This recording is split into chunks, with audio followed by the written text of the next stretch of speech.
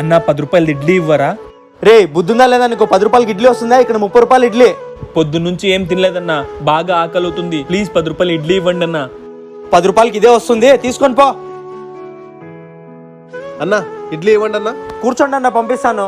సరే అన్న.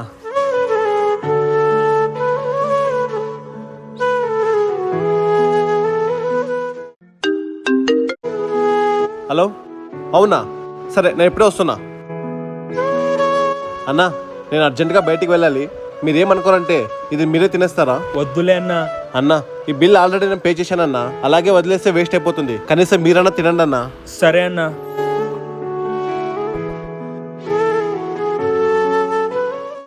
ప్లీజ్ ఇవ్వండి అన్న. ఎక్కడి నుంచి వస్తారా మీరు? వెళ్ళరా.